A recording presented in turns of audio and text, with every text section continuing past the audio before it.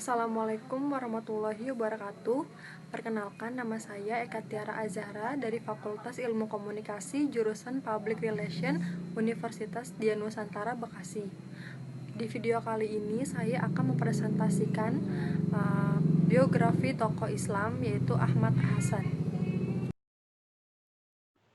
Saya akan mempresentasikan tentang biografi tokoh Islam Ahmad Hasan dengan dosen pengampu Dr. Bidin Hikmah Perkasa, SEMM, dan dibuat oleh saya sendiri yaitu Eka Tiara Azahra dengan NIM 21119160. Fakultas Ilmu Komunikasi, Program Studi Public Relation, Universitas Dianusantara Bekasi. Selanjutnya, riwayat hidup Ahmad Hasan. Ahmad Hasan ini, atau sering disebut dengan Ahmad Hasan bin Ahmad, adalah salah satu tokoh utama dari Organisasi Persatuan Islam atau PERSIS. Sosok ulama yang satu ini tidak hanya dikenal luas di Indonesia saja, tetapi di luar negeri, seperti negara tetangga yaitu Malaysia dan juga Singapura. Sebagai seorang ulama, Ahmad Hasan ini dikenal sangat militan, teguh pendirian, dan memiliki kecakapan yang luar biasa. Pemahamannya dalam bidang ilmu pengetahuan agama sangat luas dan juga mendalam.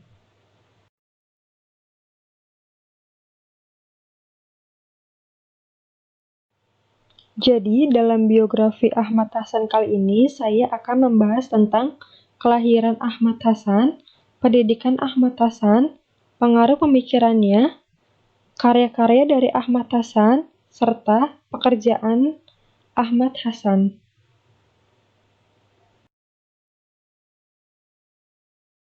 Yang pertama yaitu kelahiran Ahmad Hasan. Ahmad Hasan atau Ahmad Hasan bin Ahmad lahir pada tahun 1887 di Singapura. Ayahnya bernama Ahmad yang berasal dari India dan bergelar pandit. Ibunya yang bernama Musna berasal dari Palekat, Madras, tetapi ia lahir di Surabaya. Ahmad dan Musna menikah di Surabaya ketika Ahmad pergi berdagang ke kota itu dan kemudian menetap di Singapura. Ahmad Hasan merupakan nama yang dipengaruhi oleh budaya Singapura. Nama aslinya adalah Hasan bin Ahmad. Namun karena mengikuti kelaziman budaya Melayu yang meletakkan nama keluarga atau nama orang tua di depan nama asli, akhirnya nama Ahmad Hasan bin Ahmad berubah menjadi Ahmad Hasan.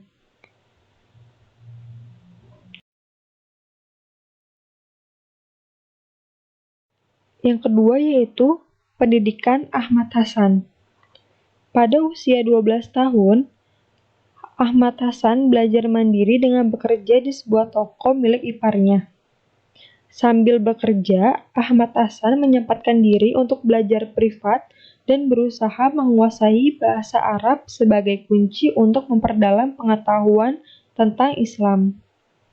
Ahmad Hasan juga mengaji pada Haji Ahmad di Bukit Tiung dan pada Muhammad Thoib, seorang guru yang terkenal di Minto Roat. Ahmad Hasan banyak mempelajari ilmu nahwu dan syaraf dari Muhammad Thoib. Sebagai seorang yang keras kemauannya dalam menuntut ilmu, Ahmad Hasan tidak keberatan jika harus datang dini hari sebelum subuh. Namun, karena merasa tidak ada kemajuan, setelah kira-kira 4 bulan belajar nahwu dan syaraf, ia memutuskan untuk beralih mempelajari bahasa Arab pada Said Abdullah Al-Musawi selama 3 tahun. Selain itu, ia juga belajar kepada pamannya, Abdul Latif, seorang ulama yang terkenal di Malaka dan Singapura.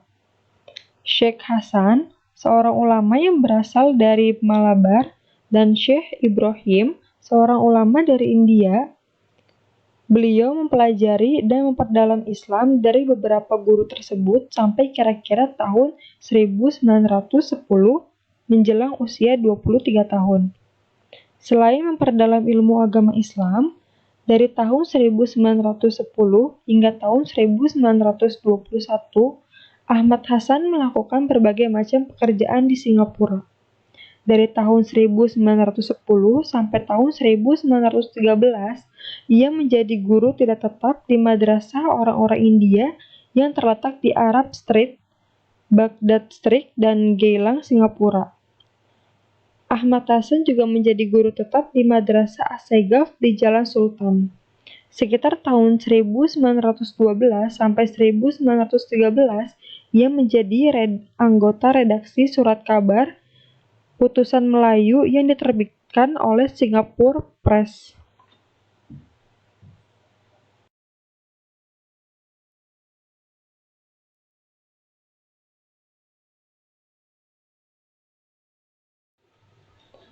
Yang ketiga yaitu pekerjaan Ahmad Hasan. Pada masa remaja, Ahmad Hasan sudah mencari nafkah dari pelayan toko sampai membuka vulkanisir ban. Ahmad Hasan tetap rajin menuntut ilmu, dan setelah ilmunya dirasa cukup, pada tahun 1910, Ahmad Hasan mengajar di madrasah dari tingkat ibtidaiyah sampai sanawiyah, dan pada tahun 1912, Ahmad Hasan bekerja di surat kabar Utusan Melayu yang diterbitkan oleh Singapore Press. Ahmad Hasan menulis artikel yang berisikan nasihat-nasihat dan mengajak pada kebaikan serta menjauhi kemungkaran. Tak jarang Ahmad Hasan menulis dalam bentuk puisi yang cukup menggelitik dan menyentuh. Pada tahun 1921, Ahmad Hasan berangkat ke Surabaya, mengelola toko milik paman yang sekaligus gurunya itu, Abdullah Latif. Sebelum berangkat, Abdul Latif berpesan kepada sang keponakan, yaitu jangan bergaul dengan Faqih Hashim, yang dianggap sesat karena berfaham Wahabi. Rupanya di Surabaya itu sedang terjadi konflik antara kaum muda yang dipelopori oleh Faqih Hashim, yaitu seorang pedagang yang sekaligus pendakwah. Faqih Hashim yang berasal dari Padang itu menggunakan rujukan dari buku-buku yang dikarang oleh Abdullah Ahmad, Abdullah Karim, Amrullah, dan Zainuddin Labai. Ketiganya adalah asal Sumatera. Pada perkembangan selanjutnya, karena Ahmad Hasan tertarik pada ilmu menenun, pada tahun 1924 Ahmad Hasan pergi ke Bandung. Tujuannya hanya satu, yaitu memperdalam ilmu pertenunan selama 9 bulan. Ahmad Hasan tinggal bersama keluarga Yunus, yaitu seorang pendiri Persis. Usai sekolah tenun, Ahmad Hasan sempat dipercaya mengelola pabrik tenun selama 1 tahun. Tapi karena kesulitan bahan dasar atau bahan baku, pabrik tersebut akhirnya ditutup pada tahun 1926. Selama di Bandung, Ahmad Hasan sering ikut aktivitas di Persis dan secara resmi menjadi anggota pada tahun 1926. Ahmad Hasan masuk Persis ketika Ormas Islam ini berusia 3 tahun, dan rupanya beliau segera populer di kalangan kaum muda yang progresif. Tahun-tahun berikutnya, Ahmad Hasan identik dengan Persis, begitu pula Persis identik dengan Ahmad Hasan.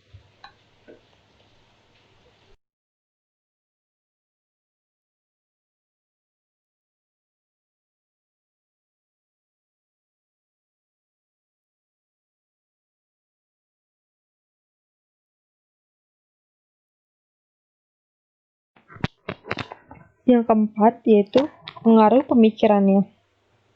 Perkembangan alam pikiran dan sikap seseorang tidak bisa lepas dari pengaruh hubungan seperti keluarga, pergaulan, serta bacaannya.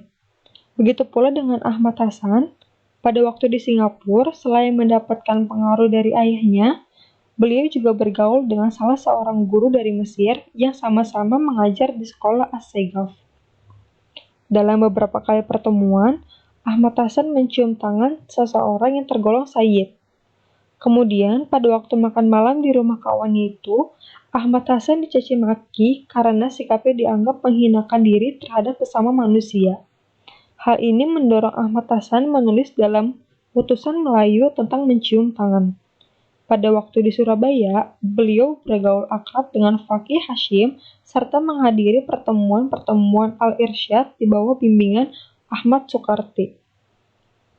Dan pada waktu di Bandung, ia bergaul akrab dengan Muhammad Yunus dan Zamzam, yaitu pendiri Persatuan Islam. Awal abad ke-20 yang dikenal dengan gerakan Islah atau Tajdid, atau dalam sosiologi barat disebut dengan reformasi.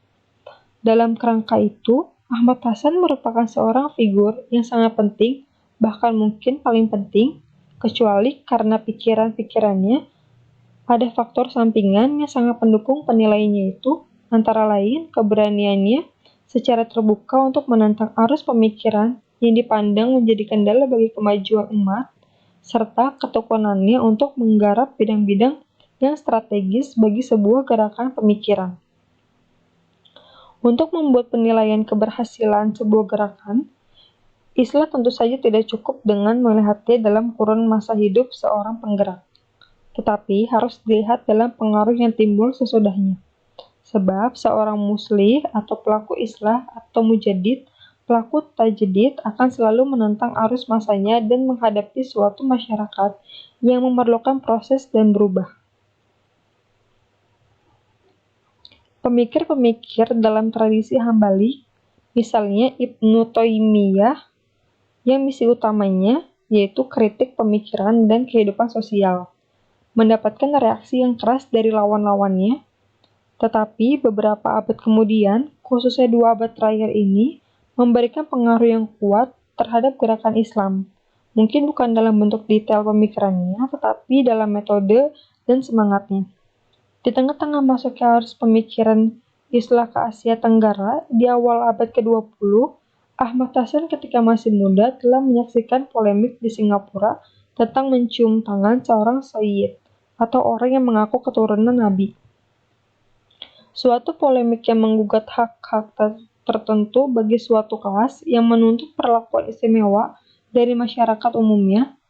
Ahmad Hasan juga banyak melahirkan tokoh besar di Indonesia seperti Muhammad Natsir, Kiai Haji Muhammad Isa Ansori, Kiai Haji Abdurrahman, dan Kiai Haji Rusyad Nurdin.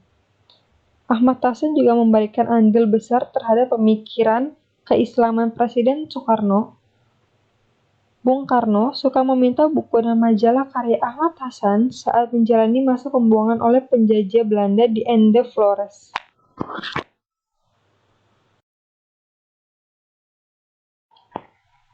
Yang kelima yaitu karya-karya dari Ahmad Hasan. Bagi peminat soal-soal agama di Indonesia, nama Ahmad Hasan bukanlah merupakan sesuatu yang asing. Karya-karya yang tersebar luas di Indonesia, khususnya di Asia Tenggara, Ahmad Hasan banyak menulis tentang agama yang berupa nasihat, anjuran berbuat baik, dan mencegah kemungkaran. Ahmad Hasan juga mengetengahkan berbagai persoalan yang dikembangkan dalam bentuk syair. Tulisannya banyak mengandung kritikan masyarakat demi untuk kemajuan Islam. Dan tema tulisan sedemikian itulah yang banyak mewarnai hasil karyanya pada masa-masa berikutnya.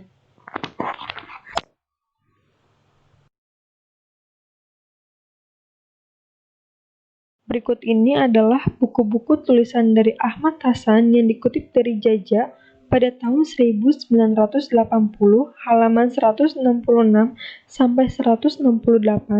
Lihat pula di Widerspel tahun 1970, Buchne tahun 1980, serta Daden Wildan tahun 1997. Pertama, pengajaran sholat tahun 1930, terbit 45.000 X. Kedua, pengajaran sholat huruf Arab tahun 1930, terbit 5.000 X. 3. Kitab Talqin tahun 1931, terbit 5.000 X. 4. Risalah Jumat tahun 1931, terbit 4.000 X. 5. Debat Riba tahun 1931, terbit 2000 X. 6. Al-Mukhtar tahun 1931, terbit 8000 X. 7. Soal Jawab tahun 1931, terbit 7000 X. 8. Al-Burhan tahun 1931 terbit 2000X. 9. Al-Furqan tahun 1931 terbit 2000X. 10. Debat Talqin tahun 1932 terbit 7000X. 11. Kitab Riba tahun 1932 terbit 2000X. 12. Risalah Ahmadiyah tahun 1932 terbit 3000X. 13. Pepatah tahun 1934 terbit 2000X. 14. Debat luar biasa tahun 1934 terbit 3000X. 15. Debat taklid tahun 1935 terbit 6000X. 16. Debat taklid tahun 1936 terbit 10.000X. 17. Surat-surat Islam dari Endeh tahun 1937 terbit 10.000X. 18. Al-Hidayah tahun 1937 terbit 2000X. Selain menerbitkan buku-buku, Ahmad Hasan juga rajin menulis dalam majalah-majalah dan selebaran-selebaran yang cukup luas penyebarannya.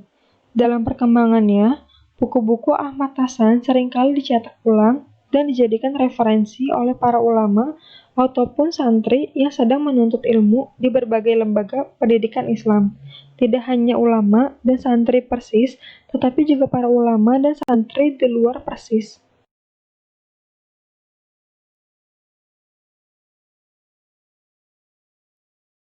Sekian presentasi dari saya, kurang lebihnya mohon maaf. Assalamualaikum warahmatullahi wabarakatuh.